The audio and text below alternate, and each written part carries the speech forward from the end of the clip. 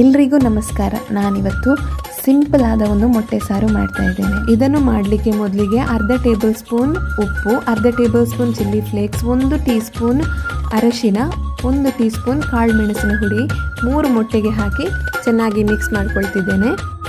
ಈಗ 2 table spoon ಎಣ್ಣೆ ಹಾಕ್ತಾ ಇದ್ದೇನೆ. ಅದಕ್ಕೆ ಈ ಮೊಟ್ಟೆಯ ಮಿಕ್ಸನ್ನು ಹಾಕ್ತಾ ಇದ್ದೇನೆ.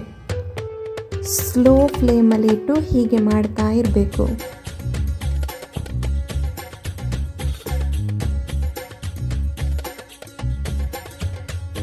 ಪೂರ್ತಿ ಬೆಂದಾದ್ಮೇಲೆ ಅದನ್ನು ತೆಗೆದಿಡಬೇಕು.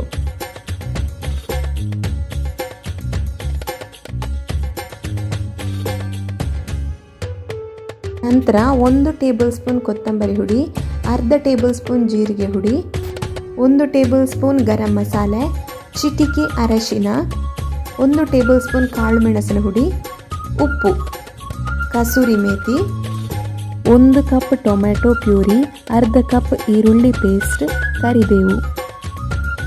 ಮೊದಲಿಗೆ ಒಂದು ಬಾಣಲೆಗೆ 2 ಟೇಬಲ್ ಸ್ಪೂನ್ ಎಣ್ಣೆ ಹಾಕ್ತಾ ಇದ್ದೇನೆ. ಎಣ್ಣೆ ಕಾದ ಮೇಲೆ ಅದಕ್ಕೆ ಕರಿಬೇವು ಹಾಕ್ತಾ ಇದ್ದೇನೆ. ನಂತರ ಈರುಳ್ಳಿ ಪೇಸ್ಟ್ ಹಾಕಿ 2 ನಿಮಿಷ ಬೇಯಿಸ್ಕೊಳ್ತಿದ್ದೇನೆ. ನಂತರ ಟೊಮೆಟೊ ಪ್ಯೂರಿಯನ್ನು ಹಾಕ್ತಾ ಇದ್ದೇನೆ.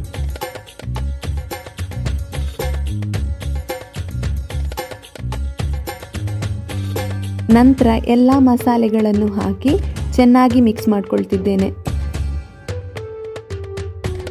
ಈಗ ಬೇಯಲಿಕ್ಕೆ ಶುರುವಾಗಿದೆ. ಈಗ ಅದಕ್ಕೆ ಕಸೂರಿ ಮೇಥಿಯನ್ನು ಹಾಕ್ತಾ ಇದ್ದೇನೆ.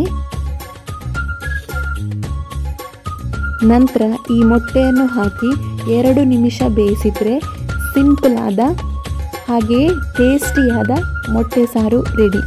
ನೀವು ಒಮ್ಮೆ ನಿಮ್ಮ ಮನೆಯಲ್ಲಿ ಈ ರೆಸಿಪಿಯನ್ನು ಟ್ರೈ ಮಾಡಿ ನೋಡಿ. ಇಷ್ಟ ಆಗಿದ್ದರೆ ಕಮೆಂಟ್ ಮಾಡಿ ತಿಳಿಸಿ. ಹಾಗೆಯೇ ಲೈಕ್ ಮತ್ತು ಸಬ್ಸ್ಕ್ರೈಬ್ ಮಾಡಲಿಕ್ಕೆ ಮರಿಬೇಡಿ.